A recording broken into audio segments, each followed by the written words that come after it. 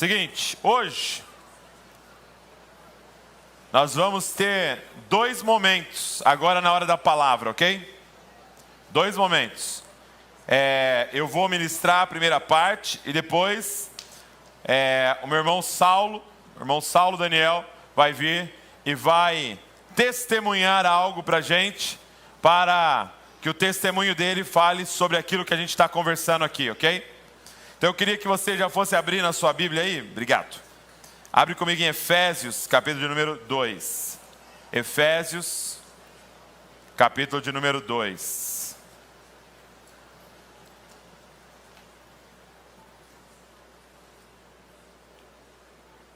Efésios 2. Enquanto você abre, deixa eu te falar, dar um relatório para você de como é que foi a nossa viagem para o Japão. Eu e a Val estivemos lá no Japão durante 11 dias com os irmãos lá. E nós fomos extremamente inspirados e abençoados pela igreja no Japão. Vocês têm alguém aí junto com a gente no online hoje do Japão. E nós encontramos uma igreja viva, uma igreja, que ama profundamente o Senhor. Nós encontramos uma igreja que é muito zelosa pela presença de Deus, que carrega uma reverência que nos ensina, uma igreja que sabe servir, é da cultura japonesa, essa característica de servir. Você entra numa loja, uma loja qualquer, para comprar algo, as pessoas que trabalham ali na loja, elas se curvam assim, dizendo, olha, nós estamos à disposição de vocês. Então assim, fomos muito inspirados, tem muita coisa para aprender com esses irmãos. É muito legal você ver a coragem desses homens e mulheres de Deus de plantarem igreja em outras nações, igreja como imigrantes. O Japão, ele tem 2% apenas de cristãos, então você vê o tamanho do desafio daquilo que eles estão vivendo. Agora, existe um clamor da igreja japonesa, e é um clamor bíblico, é um clamor por trabalhadores. Então eu queria dizer 2 coisas para você. Primeiro, que a gente possa continuar intercedendo pela igreja no Japão, pelo avanço do Evangelho, para que aquela nação conheça a Cristo, conheça o nosso Pai. E segundo, que você começasse a perguntar para Jesus se Ele não quer enviar você. Porque às vezes a gente começa a orar por trabalhadores e de repente nós somos a resposta da nossa oração. Às vezes os trabalhadores que deveriam ir somos nós. Então eu queria que você estivesse aberto, se o Espírito começar a ministrar no seu coração sobre entregar a sua vida pelas ações. Seria muito bonito nós podemos enviar alguns de vocês para auxiliar naquilo que Deus está fazendo lá no Japão. Então eu quero convidar você a interceder e talvez ser resposta da sua própria intercessão. Quem diz amém aí? Amém. Glória a Deus. Gente, nós estamos na nossa série Construindo um Lugar para a Presença de Deus. E nós estamos falando de algumas colunas, alguns fundamentos dessa construção, ok? Então a gente falou, na primeira semana foi a introdução que o Tiago deu. Depois nós falamos sobre o Evangelho. Depois nós falamos sobre o reino de Deus, Fábio Coelho. Semana passada foi sobre sacerdócio. Nós nos reunimos nas casas e falamos sobre sacerdócio. E hoje, então, nós vamos falar sobre a 4ª coluna. Se você estiver anotando aí, se faz muito bem. Nós vamos falar sobre a igreja, ok? Sobre a igreja. Galera dos voluntários, depois baixa um pouquinho. Devagarzinho aí o nosso exaustor aí. Vamos lá, gente. Nós vamos falar sobre a igreja. E o que acontece? Alguns temas, eles são tão comuns ou eles estão tão presentes no nosso dia a dia que eles começam a perder seu real significado. Talvez se para muitas pessoas que estão na igreja há muito tempo, você pergunta, o que é igreja? Ela não teria uma resposta bíblica para nos dar. Porque é tão comum do nosso dia a dia que o significado daquilo vai se diluindo. Então, é muito importante isso que nós vamos ver aqui hoje. Então, de novo, primeiro eu vou dar alguns fundamentos bíblicos aqui, depois nós vamos ouvir um testemunho que vai embasar isso aqui que eu estou falando, ok? Então eu quero falar para vocês 3 coisas que a igreja não é, ok? Para que a gente possa ver o que ela é. E eu quero que você anote aí. Primeira coisa, a igreja não é um lugar para fazer amigos, ok? Nota aí, a igreja não é um lugar para a gente fazer amigos. Muitas vezes nós enxergamos a igreja como essa oportunidade social. Por quê? Porque a igreja, ela é muito oportuna nesse sentido. Muitas pessoas que em várias outras situações, vários outros lugares foram rejeitadas, encontram refúgio na igreja. Talvez a escola faziam bullying com você. Talvez nos seus ambientes de trabalho as pessoas não entendiam você. E de repente você chega num ambiente como esse, que semanalmente a gente está falando sobre amar, sobre abraçar, sobre comunhão. E aí claramente o grupo vai acolher você. Mas aí a gente corre um perigo. De repente esse ser um lugar gostoso de ir, aonde eu faço ali algumas amizades e agora eu tenho os meus amigos da igreja. Assim como você pode ter os seus amigos do futebol, assim como você pode ter as suas amigas da faculdade. Porque do que nós estamos falando? De relacionamentos que são baseados em um interesse em comum. Como eu gosto de futebol, você gosta de futebol, a gente é os amigos do futebol, mas o que nos une ali é o futebol. Como você está lá na faculdade? Eu estou na faculdade, então agora nós temos essa amizade porque nós estamos ali na faculdade. Então seria terrível se um dia eu estivesse andando na rua e eu encontrasse com você na rua e você está acompanhado de alguém que não me conhece. E aí eu te cumprimento, eu te abraço, eu falo, e aí como é que você está? Meu Deus, domingo, culto, hein? Foi maravilhoso e tal. E a gente conversa ali 2, 3 minutos e eu vou embora. E aquela pessoa que não me conhece pergunta assim para você, quem que é esse? E aí você fala assim, esse aí é um amigo meu lá da igreja. Entenda uma coisa, se isso acontecer, significa que um de nós dois não entendeu a igreja. Por quê? Porque a igreja não é um lugar para você fazer amigos. A igreja é o lugar para você conhecer os seus irmãos. Por que isso é importante? Porque qual é a diferença de um lugar onde eu faço meus amigos e de um lugar onde eu conheço meus irmãos? O lance é que amigo você escolhe. Irmão não. Então já olha para o lado aí. Amigo, você faz, não, eu estou querendo me aproximar do fulano, a gente está construindo uma amizade e tal. Irmão não tem essa. Irmão e irmã a gente não escolhe, cara. Agora, recente, o Tiago Pereira, ele e a Emília tiveram um filho. Agora no casamento do nosso irmão Abner, eu conheci o Matias. Nasceu o Matias. Há 1 ou 2 semanas atrás. E aí, o Tiago e a Emília têm mais uma filha, né? A primogênita deles se chama Elis. E aí, eu fico imaginando essa situação, que não aconteceu.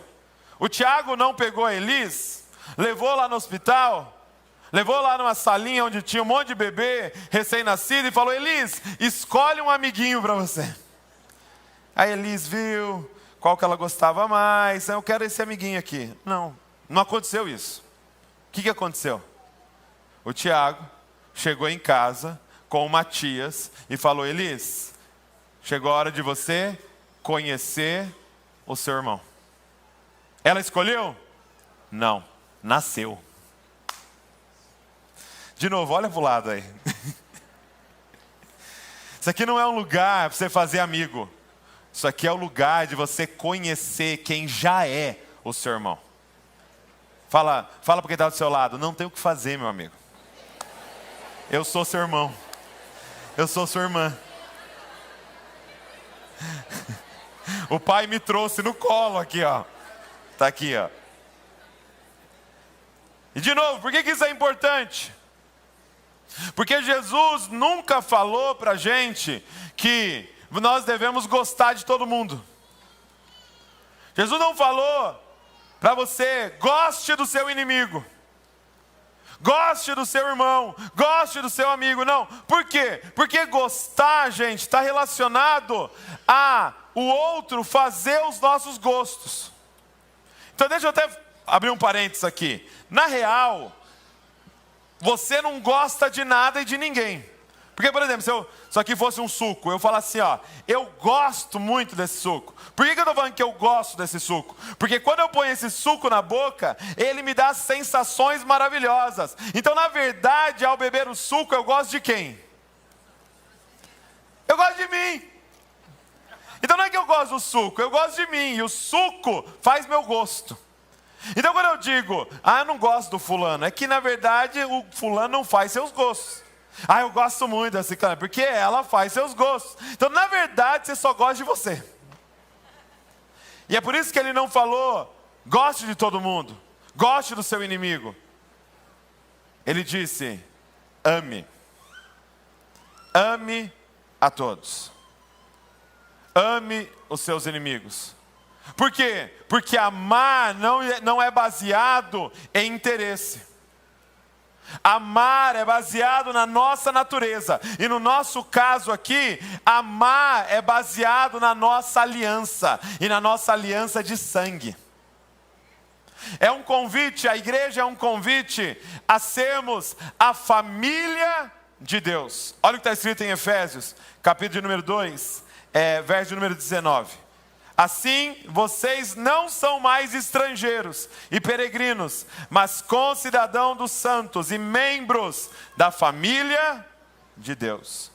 Eu chamo Deus de Pai, assim como você chama Deus de Pai. Então nós temos uma aliança. Nós somos irmãos.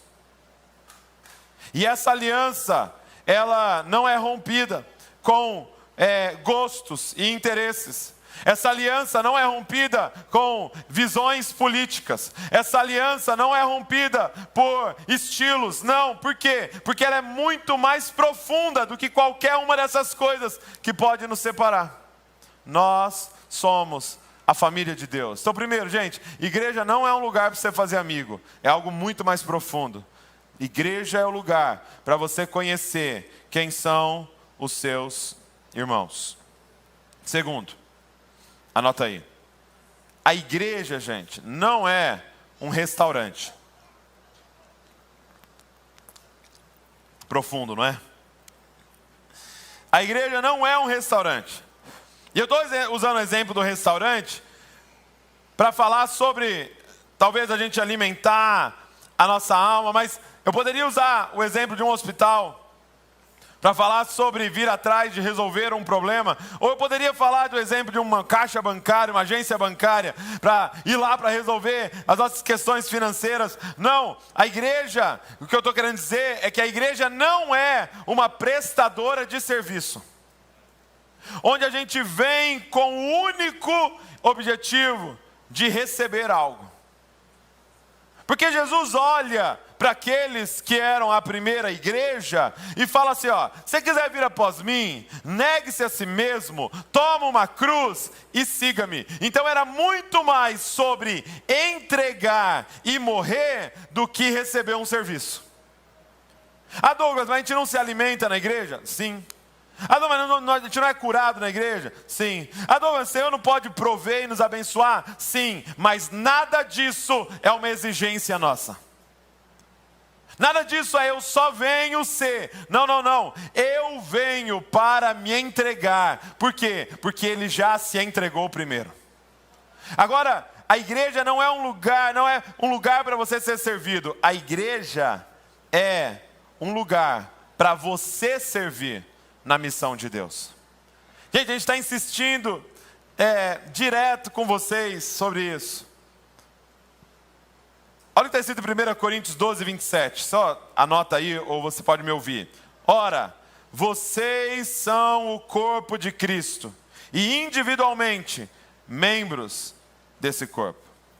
Gente, nós somos o corpo de Cristo. E fazer parte da igreja é fazer parte da missão de Cristo. E qual é a missão de Cristo? Reconciliar o mundo com o Pai. Nós estamos nessa missão. Nós fazemos parte dessa missão. E cada um aqui vai trazer o seu dom, a sua habilidade. Qual é a sua vocação? Qual é o seu dom? Olha o que diz Romanos 12, do 4 ao 8. Porque assim como num só corpo temos muitos membros, mas nem todos os membros têm a mesma função, assim também nós, embora sejamos muitos, somos um só corpo em Cristo e membros uns dos outros. Temos, porém, diferentes dons segundo a graça que nos foi dada.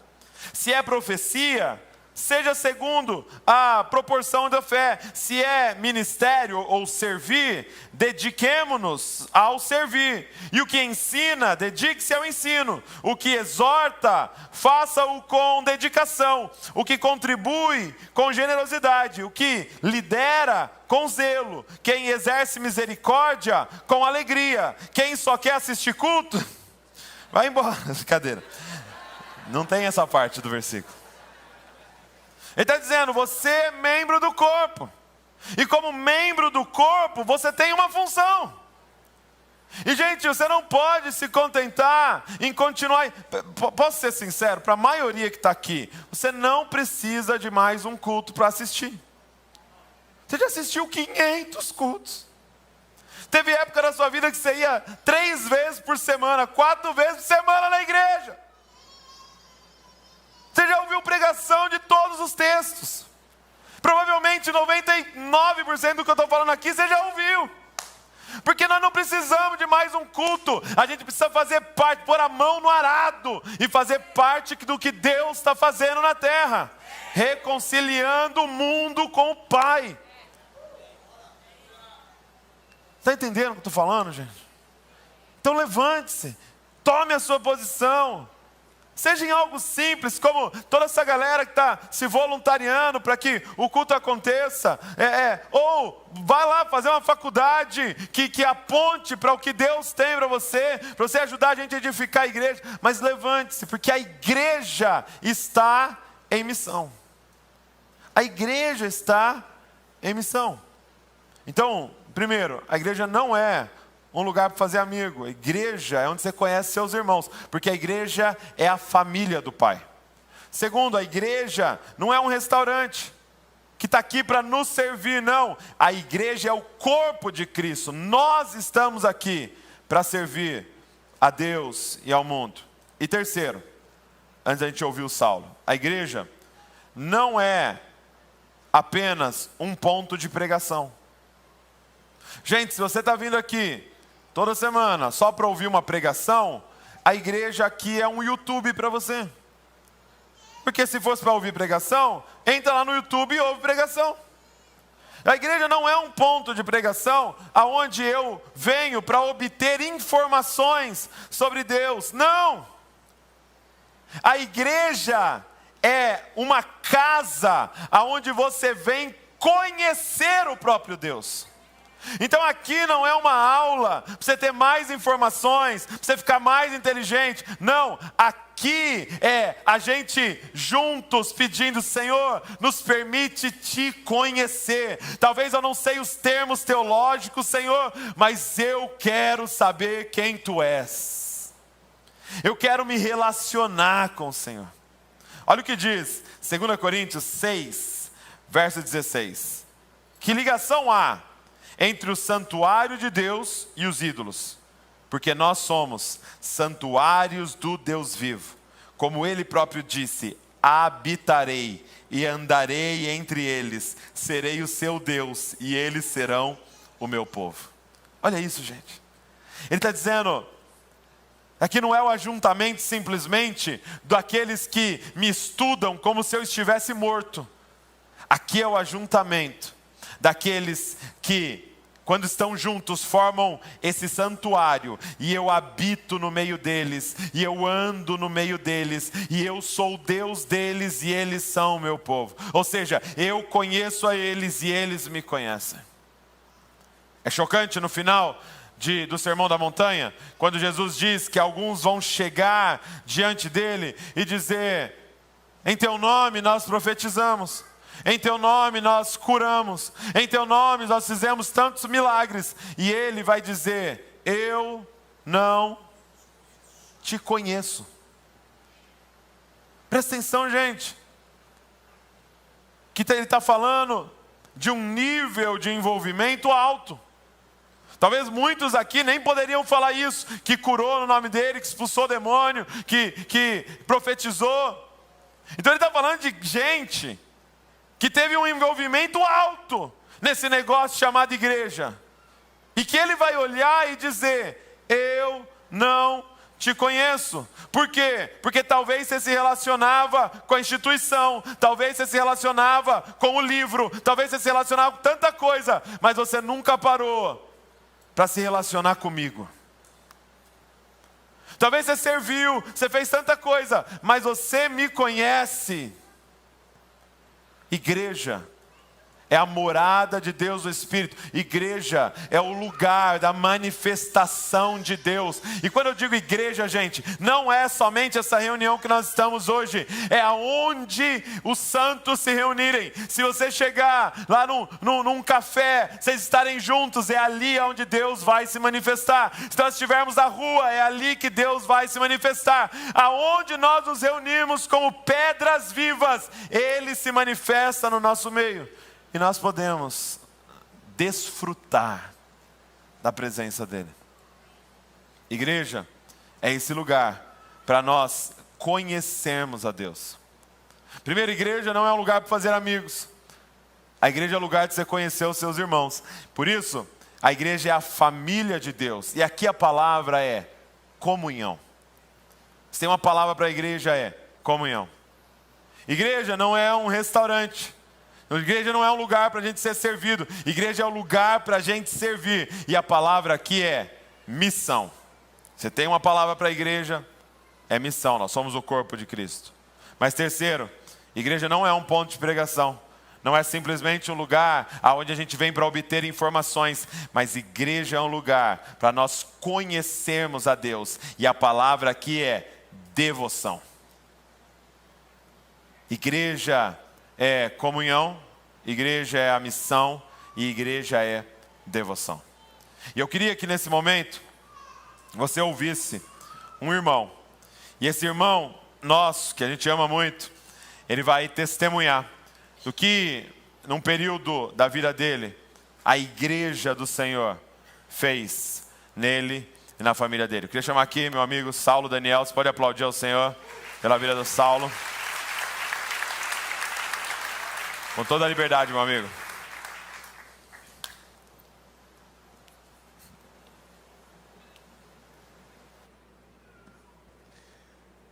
Boa noite, meus amados. Vocês ouviram tudo que o Douglas falou? Esqueçam tudo, você entendeu errado. Gente, eu me chamo Saulo Daniel, eu sou de Salvador, Bahia. Sou pastor de uma igreja chamada Lírio Armação, lá em Salvador. Sou também advogado, sou professor, sou esposo da Ana Priscila, sou pai do Rafael. O Rafael é a criança mais bonita desse mundo. E ele parece muito comigo, mas nele fica bom. Ele é uma criança muito especial. E estão lá orando por mim agora, seguramente. É um prazer imenso estar aqui. Falei de manhã que eu tive a honra de pregar no primeiro culto público do Desascope. E é curioso que o Douglas não lembra disso e nunca me dá o crédito por isso. E talvez seja uma coincidência que esse culto tenha sido celebrado na frente de um restaurante chamado Trairagem. Então, ele esquece, é conveniente para ele. Mas de novo eu estou aqui com muita felicidade, muita honra, compartilhando da palavra de Deus e um pouco do que a gente tem vivido. Eu estou muito honrado, estou muito feliz, muito alegre. Eu tenho uma família em Bragança. Eu estou vendo que parece que a Red Bull está comprando todo mundo.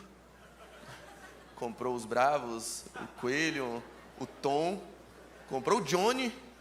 Caramba, eu lembro que a primeira vez que quem falou dos Bravos pela primeira vez para Doug fui eu. Falei, cara, você tem que chamar eles, tá? Um casal lá de São Gonçalo. Quem falou do coelho pela primeira vez para o Douglas fui eu. Falei, você tem que trazer o coelho, o cara é legal. Olha, tem um cara lá da Bahia também, torcedor do Bahia, é muito legal. É que você compra também, né? Então, repetindo, eu estou muito feliz de estar aqui. Algumas pessoas me cumprimentaram e compararam a pessoa que está vendo aqui com a pessoa que viam nos vídeos. Há uma diferença de quantidade de adipócitos entre aquele dos vídeos e esse de agora. Está uma versão Smash. Em 2022 foi o ano que eu consegui finalmente perder peso. Depois de muita tentativa, eu decidi mudar de vida. Decidi outro estilo de vida, já não estava aguentando mais. E foi um processo muito duro, muito difícil. A gente tenta muito e fica muito tempo até o resultado vir, acreditem. Eu levei muito tempo e o resultado não chegava. Acreditem, é verdade. Eu fiquei 10, 20, 30, 40, 50 minutos na esteira e não emagrecia. Era impressionante. Isso doía em mim. Mas certo é que nos 2 primeiros meses eu perdi aproximadamente 60 dias. Mas uma hora o resultado chega. Chegou. E aí finalmente eu consegui perder cerca de 20 quilos. Consegui mudar de vida, consegui mudar a alimentação, colocar exercício físico nos meus hábitos. Mas 2022 não foi só o ano que eu perdi peso. Foi o ano que eu também perdi a minha fé. E eu queria compartilhar um pouquinho disso com vocês e como a igreja foi e tem sido extremamente terapêutica para mim. Eu, um dos líderes, um pastor, precisei ser pastoreado, precisei ser assistido, precisei do apoio, do afago, do abraço, do carinho daqueles que eu realmente descobri que eram meus irmãos. Um belo dia, eu já estava passando por um processo onde muita coisa estava acontecendo dentro de mim, muita coisa em volta, um nível de estresse estava me acometendo de forma muito brutal. Eu não sabia discernir exatamente o que eu estava sentindo, e enquanto eu ministrava, eu acabei sendo muito duro e insensível no nível da pregação, e eu falei coisas meio que impensadas sobre pessoas com depressão. E eu usei uma expressão que eu inclusive tinha extraído de um filme, falando que pessoas com depressão nem sempre desejam felicidade. Tudo isso estava dentro de um contexto, óbvio, tinha uma razão para eu estar falando. Mas, enquanto eu falava, no chat do nosso culto, que é transmitido também, no canal do YouTube da nossa igreja, uma celeuma estava estabelecida, uma confusão generalizada estava estabelecida, porque uma pessoa em especial se ofendeu muito com aquilo. E ela começou a colocar e monopolizar o chat, dizendo, esse pastor não sabe o que está falando. Ele não tem ideia do que passa uma pessoa. Está na cara que ele nunca teve depressão na vida. Ele não sabe. Como é que ele fala um absurdo desse? E meio que o chat ficou aquele problema. E depois me avisaram, rapaz, deu um problema lá no chat. Depois dá uma olhada. Eu fui olhar.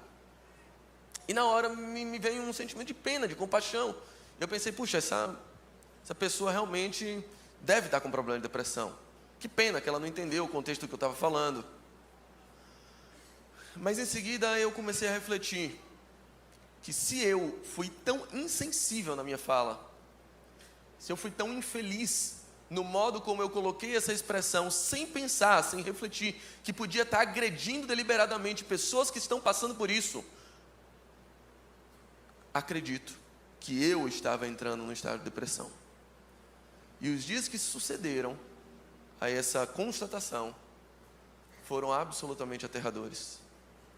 Foram dias de pânico, de angústia, de um processo de enfermidade, de inflamação emocional, que dificilmente eu conseguiria descrever com exatidão ainda hoje.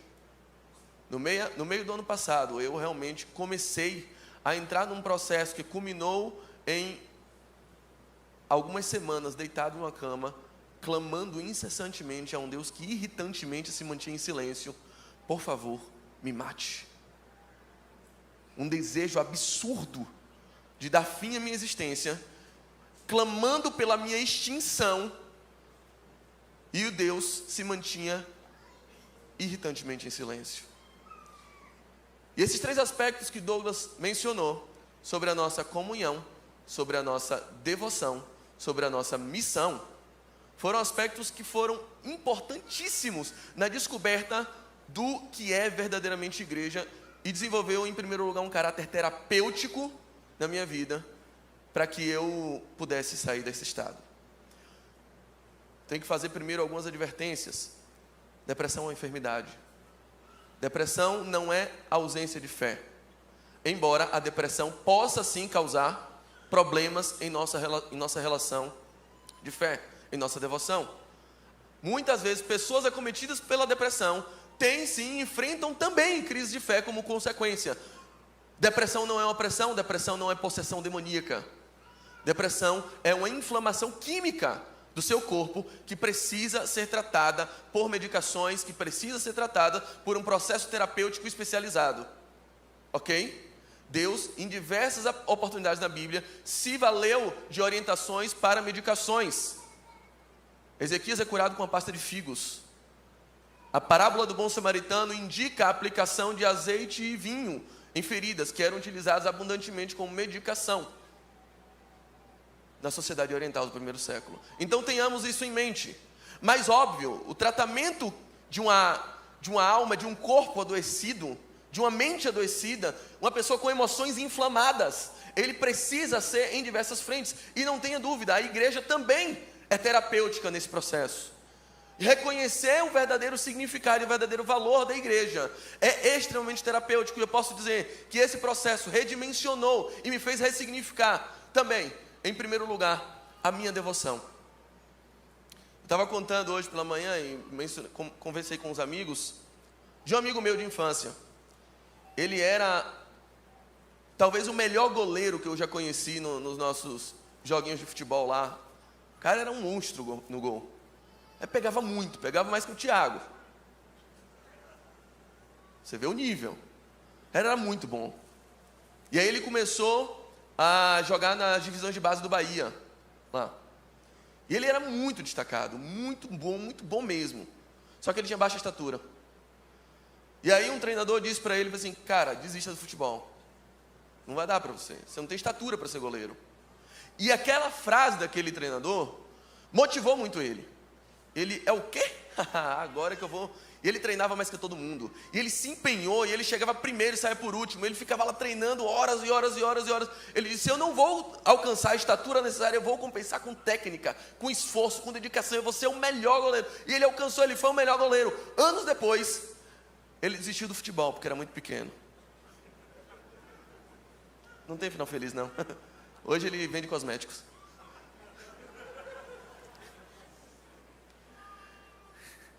Eu quero dizer para vocês que, assim como esse cara, uma das coisas que a depressão causou em mim foi que eu me deparei com o verdadeiro eu, com o verdadeiro Saulo.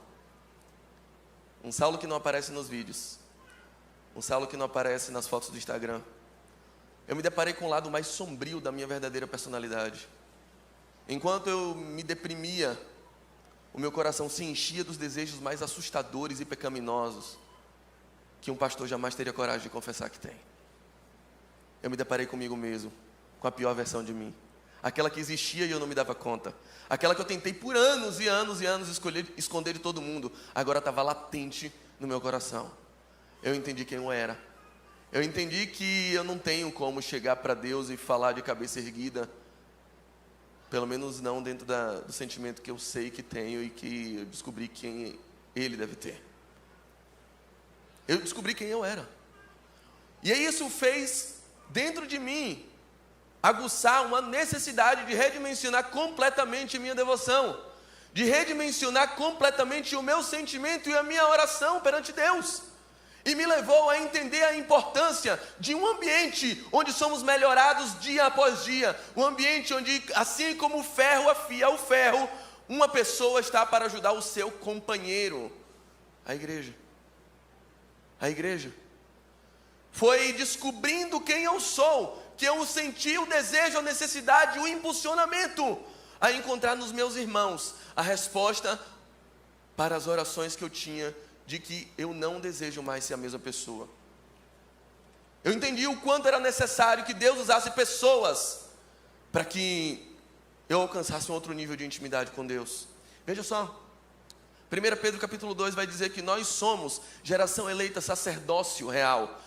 Nós, todos nós, individualmente somos sacerdócios. Um dos pilares da reforma protestante, que Lutero vai escrever e consolidar em um dos seus livros, ele vai dizer sobre o sacerdócio universal de todos os crentes. Quer dizer que você não depende de ninguém para alcançar uma relação direta com Deus. Você não depende de ninguém, você não depende de uma liderança, você não depende de pessoas, porque há um só mediador entre Deus e os homens, que é Jesus Cristo. Você não depende de pessoas para chegar até o lugar santo da presença de Deus, que é o lugar onde todo sacerdote podia chegar.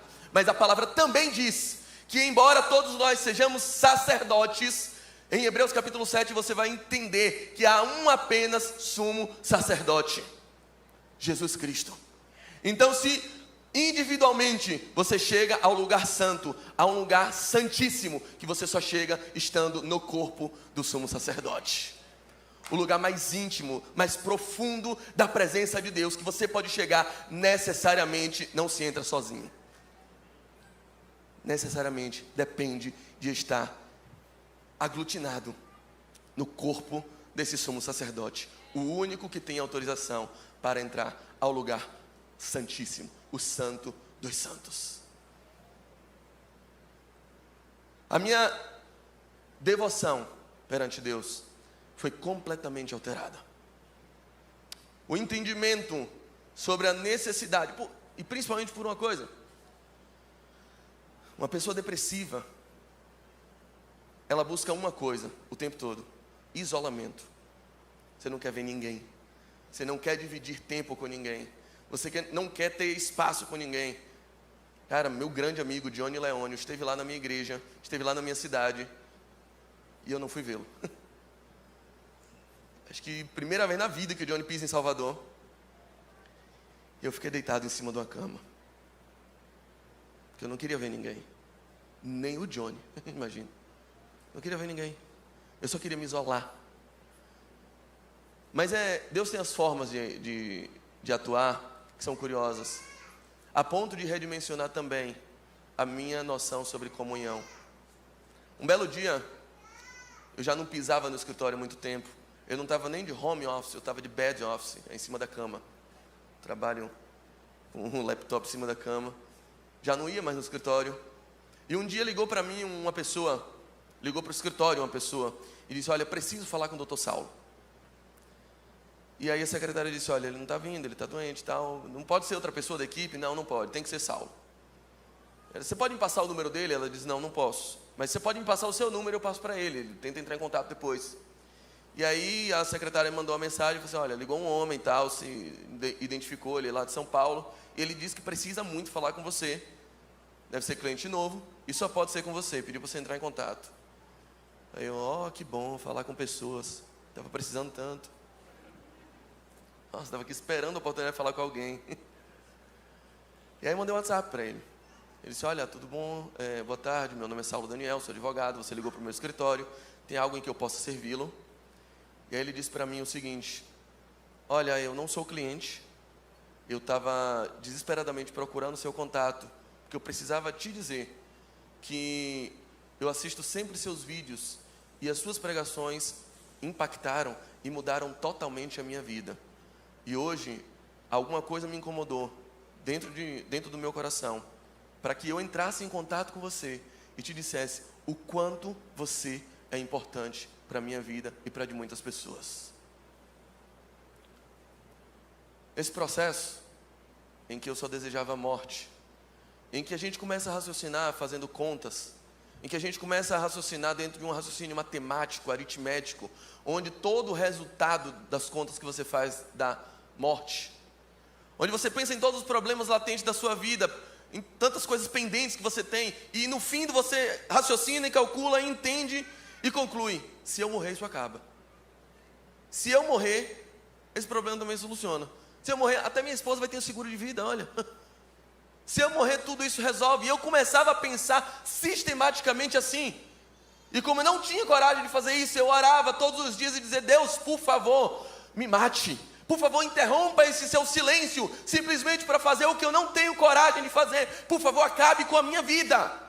E nesse processo, que eu já me sentia a pior de todas as criaturas, ou a segunda pior, porque o pior biblicamente é Paulo, eu comecei a lembrar que os servos do passado costumavam usar cruz de madeira como símbolo de humildade. E como eu me sentia um lixo, vou usar uma cruz de madeira. Eu pedi para minha esposa comprar para mim. Ela comprou na internet e eu comecei a usar. E um dia, eu deixei ela numa estante e saí do banho. Quando eu voltei do banho, eu peguei ela na minha mão e comecei a olhar. E fiquei olhando para ela, meio que admirando, e minha mente começou a viajar. E nesse dia Deus interrompeu o silêncio. Nesse dia o Espírito Santo falou comigo. E olhando para aquela cruz, eu saí minha mente saiu dessa dimensão, e o Senhor começou a falar: Saulo, a única morte capaz de resolver alguma coisa já aconteceu 2000 anos atrás. A você eu quero vivo, porque eu tenho ainda um projeto na sua vida.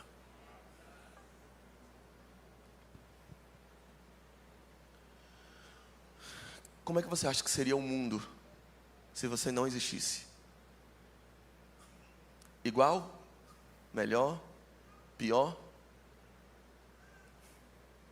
Como é que você acha que seria um mundo sem você?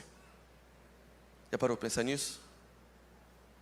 Será que o mundo seria melhor? Será que o mundo seria pior? Ali Deus me fez entender o grande propósito dele. Era como se ele dissesse o mesmo que ele disse para os discípulos: olha, é o seguinte, esse mundo está horrível.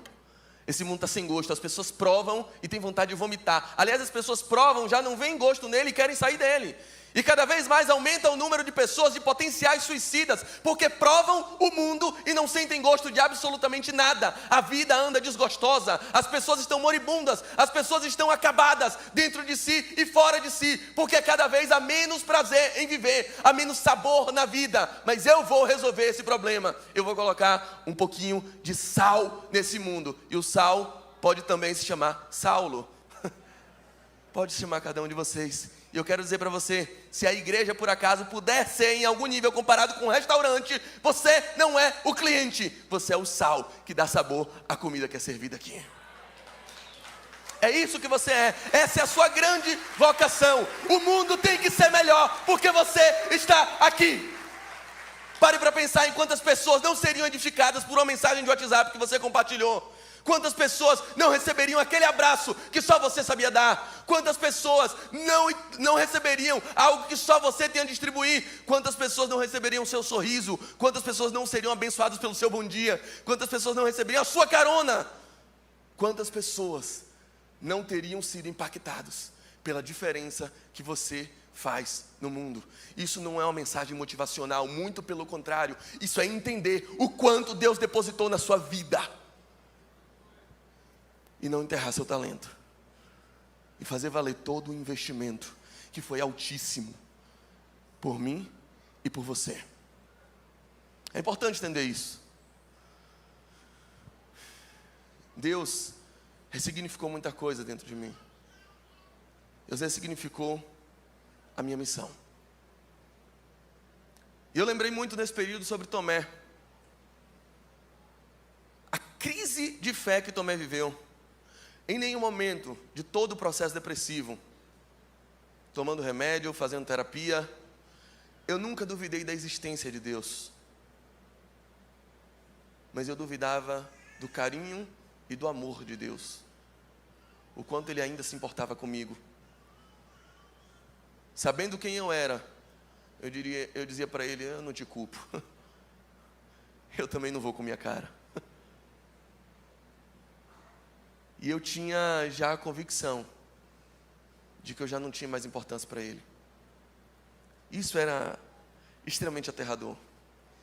E lembrei de Tomé, porque a crise que Tomé tem não é uma crise de ateísmo. A dúvida que vem ao coração de Tomé não é uma crise de uma pessoa que é ateia, porque no primeiro século não era razoável entender sobre ateísmo. Ateísmo é uma construção filosófica de muitos séculos depois. Ninguém era ateu no primeiro século.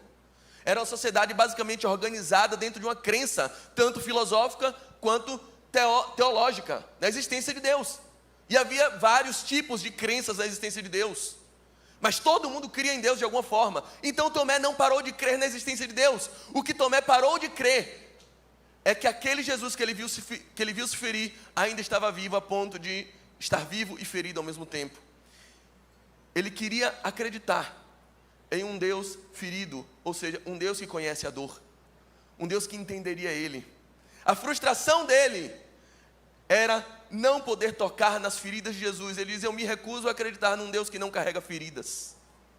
Eu preciso crer que Ele sabe como se sente uma pessoa enferma nos níveis mais profundos e íntimos da sua própria alma. Eu preciso saber que Ele também entende quando a gente se fere. Eu preciso entender isso.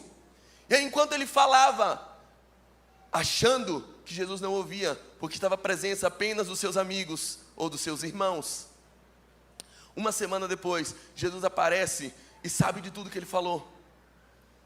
Mesmo quando a gente acha que ele não sabe, mesmo quando ele está irritantemente em silêncio, ele está catalogando todas as nossas orações, súplicas e angústias. E no momento ele aparece e diz: ei, Tomé, eu ouvi você falando.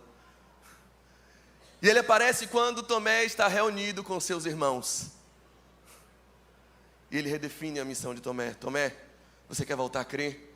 Então toca nas minhas feridas. Quando meu pai foi sepultado, foi acho que foi o sepultamento mais cheio que eu já vi na minha vida. Tinha muita gente. Dia 7 de janeiro de 2020. Eu recebi muitos abraços especiais, alguns mais do que outros. Eu recebi um abraço de um amigo muito querido. Chegou para mim, me abraçou, e eu sabia que ele tinha perdido o pai pouquinhos meses antes. Alguns meses antes ele tinha perdido o pai dele também. E ele me abraçou e disse: fica calmo. Os primeiros dias são punk, mas depois melhora. Aquele abraço veio marcado por uma autoridade de alguém que realmente eu sabia que me entendia. De alguém que carregava feridas muito próximas daquelas que eu estava carregando.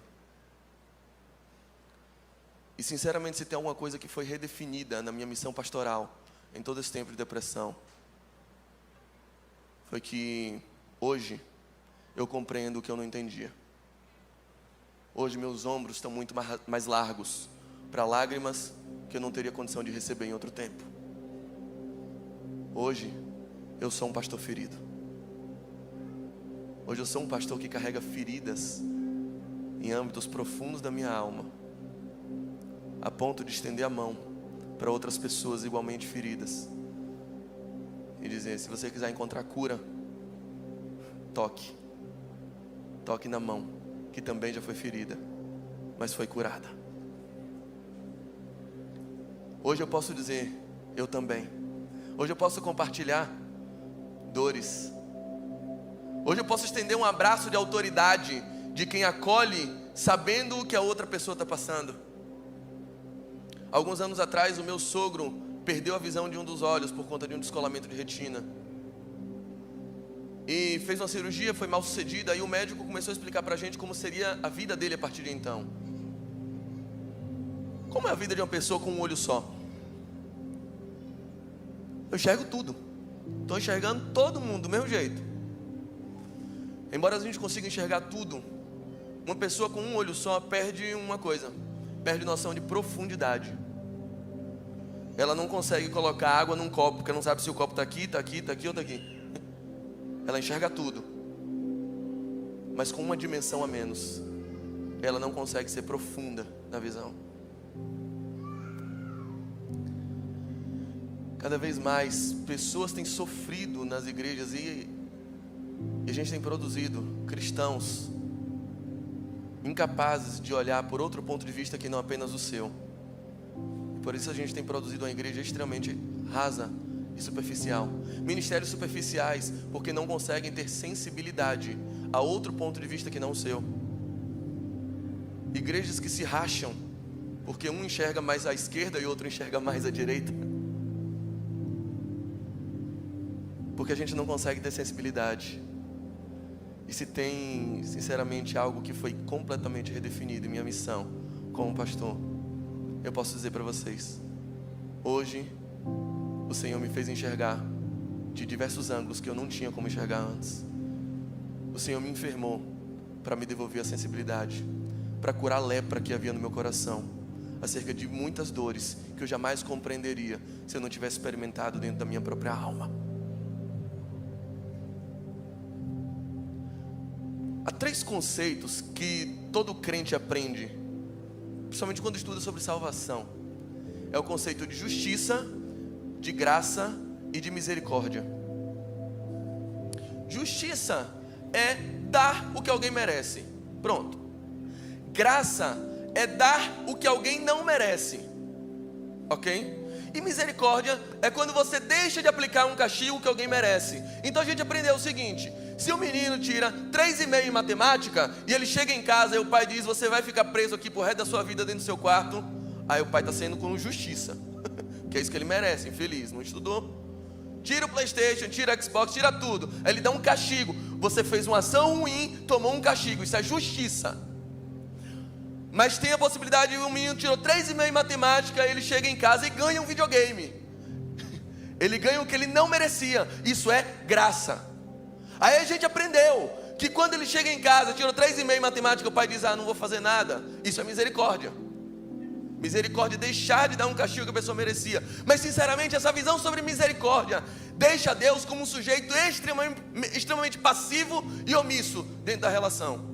Quando Deus passa a mão na sua cabeça, Ele está sendo misericordioso. Quando Deus não faz nada, Ele está sendo misericordioso. A misericórdia de Deus passa a ser sinônimo da omissão de Deus. E eu sinceramente não acredito nisso. Porque Lamentações de Jeremias, onde está uma máxima escrita, que as misericórdias do Senhor são as causas de não sermos consumidos, e elas fazem novas todas as manhãs. Esse verso, esse trecho é escrito no auge de um exílio, de um cativeiro, quando Deus estava pesando a mão sobre Israel, no meio de um castigo, no meio da maior prova da história do povo de Israel. Um profeta se levanta e diz: as tuas misericórdias é que nos sustentam.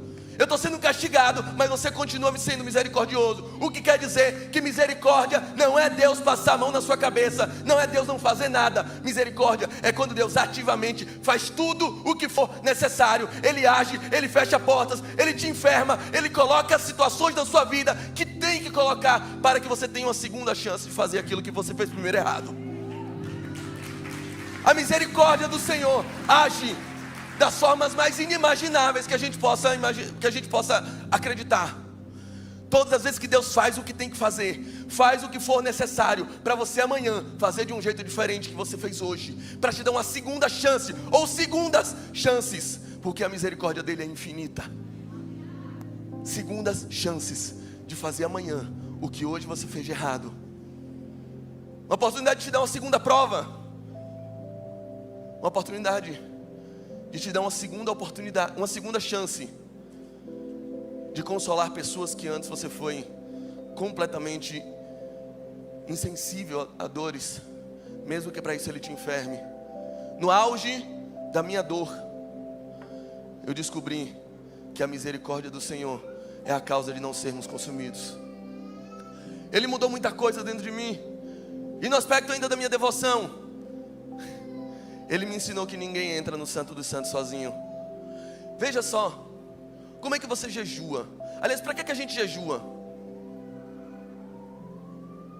A gente jejua porque greve de fome move o coração de Deus? Se Ele me vir com fome, Deus tem pena de gente com fome, aí Ele vai me ajudar. O que a gente jejua? Qual é a base do jejum? Porque chega um período na história de Israel, em Isaías 58, que o povo se questiona. O povo pergunta: Deus, onde é que você está? A gente jejua o tempo todo, a gente grita, clamando, e você não atende. O que está acontecendo, Deus? Aí Deus olha para ele e diz assim: vem cá, porventura eu pedi alguma vez para vocês ficarem com fome? É esse jejum que me agrada? Ficar um dia sem comer? Mas enquanto vocês jejuam com seu coração, com a sua alma e tal, fazem greve de fome, vocês trocam socos um com o outro. Tem gente passando fome no meio de vocês, e esse não é por escolha, esse é de propósito. Enquanto vocês jejuam, vocês vivem se degladiando entre si, brigando, que nem dois cachorros. Não é possível. E vocês acham que esse jejum me agrada? Não, eu vou te dizer qual é o jejum que me agrada. O jejum que me agrada é aquele jejum que dá pão ao que está faminto, que cobre de roupa aquele que está nu, é aquele que desata as amarras daquele que está preso, é aquele que traz justiça a uma sociedade que clama por misericórdia, que mostra, que revela o meu coração ao povo, aos seus irmãos. Esse é o jejum que me agrada. Aí quando você fizer esse jejum que me agrada, aí então, querido, a sua luz irradiará e romperá como o sol da manhã. Você clamará e eu ouvirei, você gritará e eu te acudirei. O que mostra que Deus não se agrada simplesmente pelo grito de um eu, mas Ele se compadece pelo clamor de um nós. Quando você desatar os grilhões daqueles que estão presos, quando você entender que a sua devoção é muito mais poderosa quando é compartilhada com os seus irmãos, quando você entender que o verdadeiro jejum é para você sentir na pele o que sofre todo mundo, todo dia várias pessoas sem escolher, que é para você começar a entender a insensibilidade, a dor que o outro sofre que você nunca pensou em sofrer. Quando você começar a entender isso, que o seu jejum não deve apenas te ligar comigo, mas deve te ligar com o seu próximo, que deve trazer de volta a capacidade do seu coração de sentir outra dor que não apenas só a sua. Aí a gente conversa.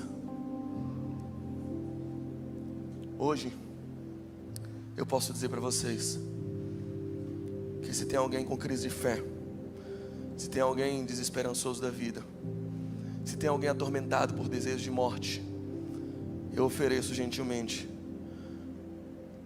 as minhas feridas, o testemunho de um pastor pecador, mas perdoado, ferido, mas sarado, que passou por uma experiência de quase morte, mas mesmo que morresse, poderia ser ressuscitado.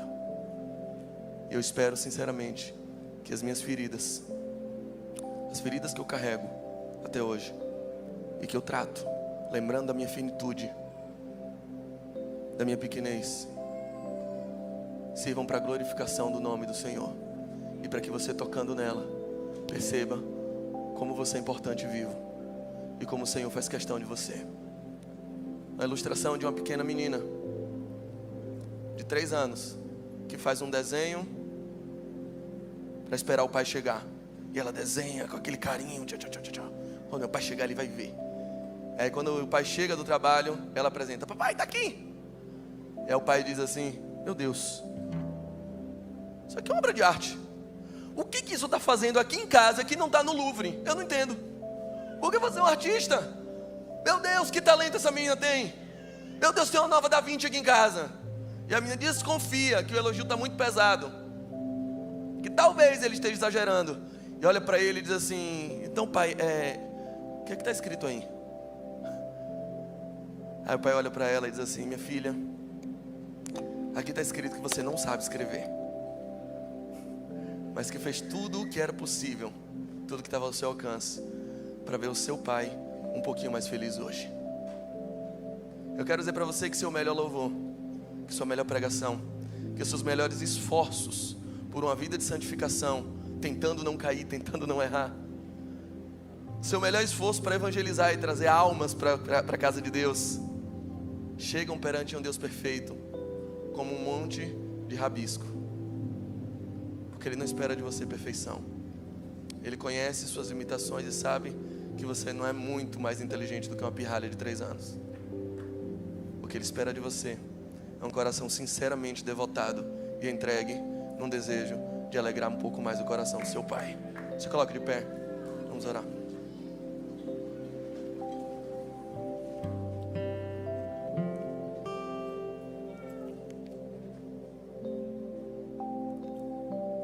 Eu creio, e sempre criei, no poder sobrenatural de Deus para operar.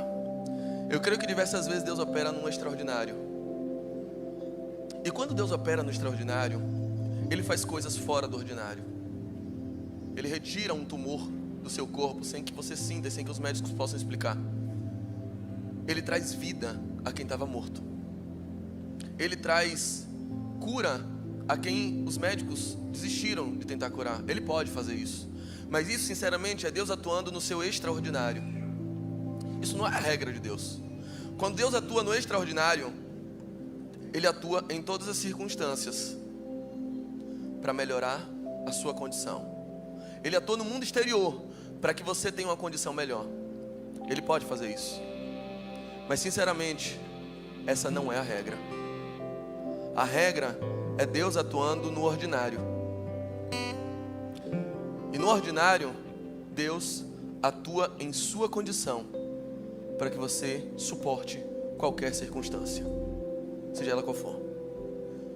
Deus às vezes soluciona problemas, mas o que Ele gosta mesmo de fazer é solucionar pessoas. Deus é um solucionador de pessoas. Ele poderia fazer toda a obra sozinho.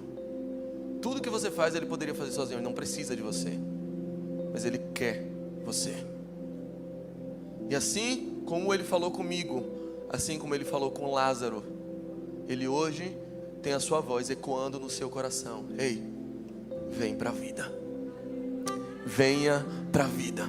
A sua vida vale muito. Deus te quer vivo. Deus quer te usar. Deus tem uma missão. Deus tem uma devoção. Deus tem uma comunhão para você. E que essa casa seja uma comunidade terapêutica para que muitos sejam curados. Há muitas pessoas que testemunham de experiências de teofanias, de verdadeiras aparições de um Jesus materializado na frente deles, que mostra, que aparece, que dá pergaminho, que dá um monte de coisa. Eu sinceramente nunca vi Jesus, uma visão aberta, encarnada assim na minha frente, materializada. Eu nunca vi. A forma que Ele escolhe para aparecer para mim é sempre materializado, encarnado através do seu corpo. É a forma mais poderosa em que eu testemunho todas as vezes a revelação de Jesus. E em cada rosto que eu vejo aqui, eu vejo um pedaço de Jesus que eu nunca tinha visto antes, que não tem lá em Salvador. A forma mais poderosa da manifestação dele está no corpo no qual ele resolveu encarnar em nossos dias. A sua santa, poderosa, imaculada e profética igreja fiel. O corpo de Cristo. Esse tem propriedade terapêutica. E se você hoje está atormentado em sua alma, se a sua fé esmoreceu, se você deseja a morte, como eu um dia desejei, se você ora ao Senhor, clamando: Senhor, por favor me mate, porque já não há mais sentido em viver, porque eu tenho gatilhos que me elevam, ou eu não sei explicar, mas eu simplesmente tenho uma tristeza profunda que rouba de minha paz, que rouba de minha vontade, que já não me dá paz para levantar, que já não me dá ânimo para prosseguir em absolutamente nada na minha vida. Eu desejo a morte. Se você hoje está atormentado em sua alma e enfrenta severas crises de fé, o corpo de Cristo hoje expõe as feridas de pessoas imperfeitas, pessoas falíveis, mas feridas e dispostas a estender a mão para você, para que você respeitosamente toque nelas, e do mesmo jeito que Tomé encontrou, que eu encontrei, que Lázaro encontrou, você encontre cura para a sua alma e venha de novo para a vida. Lázaro é uma pessoa que todo mundo conhece. João capítulo 12 diz que muitos creram em Jesus por causa de Lázaro. Muitas pessoas iam até Jesus por causa da vida de Lázaro, mas na Bíblia você não encontra uma vírgula que Lázaro disse. Lázaro nunca pregou, Lázaro nunca falou. O que falava era a sua vida, era o seu testemunho. Sem precisar abrir a boca, Lázaro expunha um corpo ferido. Ah, meu querido, o Deus que nós cremos é também um Deus ferido. É um Deus que entende sua dor. É um Deus que compreende sua angústia. É um Deus que sabe o que é ser traído. É um Deus que sabe o que é ser abandonado. É um Deus que sabe o que é se decepcionar. É um Deus que sabe orar ao Pai e dizer: a minha alma está angustiada até a morte. É um Deus que provou o fel de perto. É um Deus que teve sede e lhe deram vinagre. É um Deus que provou cada uma das aflições mais torpes, mais angustiantes, que hoje acometem a sua alma. E Ele hoje estende a sua mão na figura do seu corpo.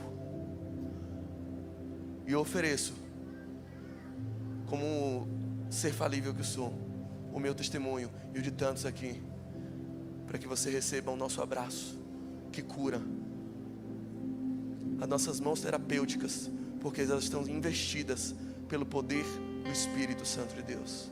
Feche seus olhos.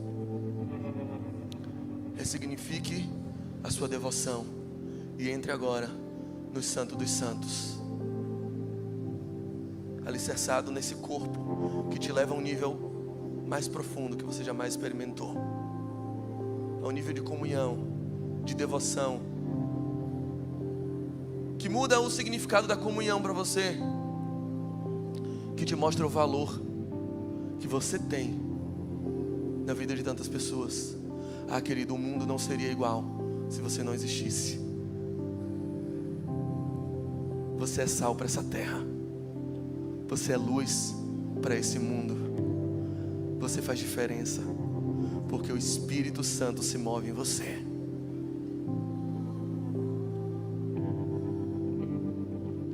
Deus não tem compromisso com quem não precisa de um Salvador. Não. É por isso que Ele tem levantado os feridos. Agora volverei a minha mão para os pequeninos. É por isso que Ele tinha mistério com as estéreis. É por isso que Ele preferia os menores, aquele de trás da malhada, o desenganado. Ele quer levantar os feridos. E Ele, no meio da sua dor, no meio do castelo que desabou, vendo os escombros, Ele agora está estendendo a mão e dizendo: ei, vamos reconstruir junto. Vamos levantar de novo. Ei, vem para a vida. Vamos dar mais um passo. A luta não acabou. Não sou o gongo. Tem mais um round. E Ele está levantando, pegando a sua mão e dizendo: vamos fazer junto. Ele é solucionador de pessoas. Ele tem esse poder. E Ele quer te empoderar para que amanhã as suas feridas tenham poder para curar outras pessoas.